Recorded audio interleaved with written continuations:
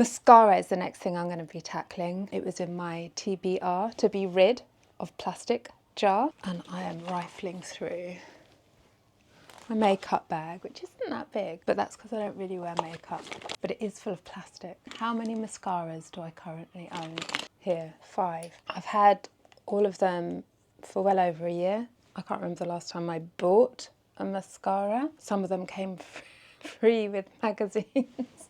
What have I got? It's irrelevant. They're all in plastic. These all have quite interesting ones, actually. Can you see that? I can give them a clean, a thorough washing. Then I've got 5 different wands to be using with my plastic-free mascara. They're all slightly different. I read that tip. I didn't invent that tip. I read about it. As an actor, I've noticed that on set, often the makeup artists will, for hygiene reasons, use a wand, a disposable wand just for you, and then that gets chucked. So I was like, well, what if I just turned up with my own cleaned wand and asked them to give it back to me? That'd be like one less piece of plastic, because every single little piece makes a difference, right? So would it just be one less piece? Mascara. New product. So I just ran to Lush, literally, actually, on the way back from a run. I've seen some mixed reviews. Some people find that it smudges, like it doesn't stay put. Some people find it messy. Some people have said that the brushes that come with it break easily. Brushes, it's not a brush, is it? It's a spoolie. There's no spoolie in here. On the website it says it comes with 3 brushes. I didn't get any, but I'm not mad about it because the brushes have had pretty bad reviews. And we've got spoolies, we've all got spoolies. We've got spoolies in the mascara that we're about to throw away, and we can clean those spoolies and use them. 1, 2, 3, 4, 5. Possibly all trial sizes, all very old. Apparently waterproof mascara actually is plastic. My task now is to clean them. Tell you what, not while I'm wearing a white top, no. Ta-da! This did contain peanut butter. If you know me, you know I like my peanut butter. And now it's got some soapy water in there. And I'm actually going to start just by chucking all of them in and letting them soak. And then I'm going to get my hands in there and give them a good clean. I wasn't entirely sure I'd get all of that gunky mascara off of my brushes, but I have. 5 spoolies. What's nice is that unlike the ones that I think come with Lush, sometimes, maybe, these have a stand built in because it's the lid. I really love that we have all of these different shapes to play with now. This one looks like the most traditional, so I might try this one first.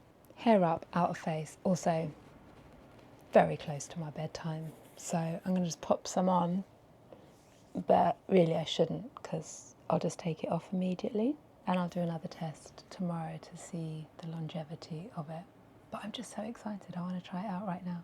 I've brought my little mister with me, which I haven't used since I started using the co-washing bars, because this would be what I would use to refresh my hair between washes. Haven't used it. But you do need to wet the brush to make this stuff work. So let's stop talking about it. I don't think it has its own smell.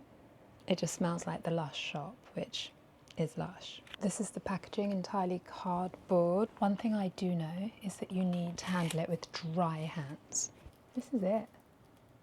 And I suppose if you're keeping your brush very clean between uses, this might not expire in the same way. I'll unwrap it to show you. But I think I want to keep it wrapped up for cleanliness. Pop that into the holder there. Now, do you see here, that little cross?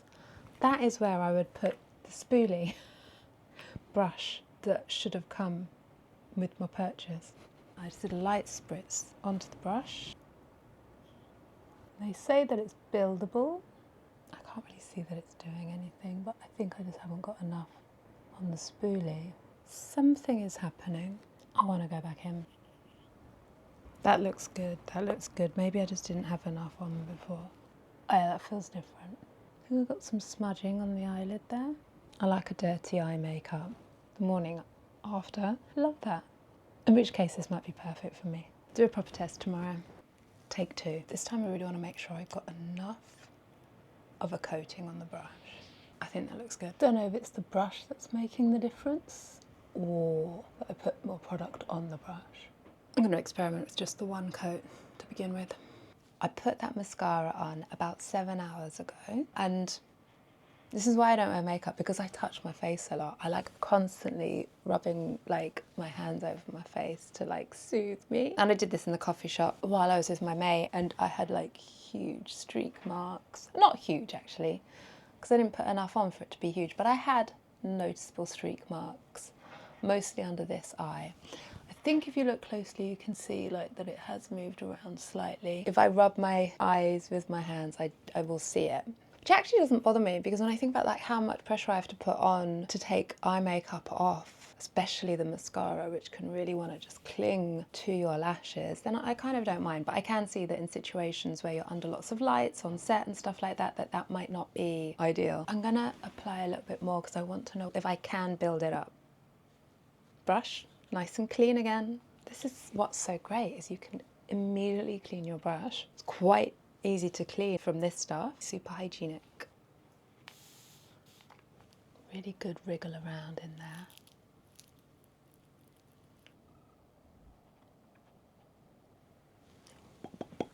Got it in my eye. I think it's definitely buildable.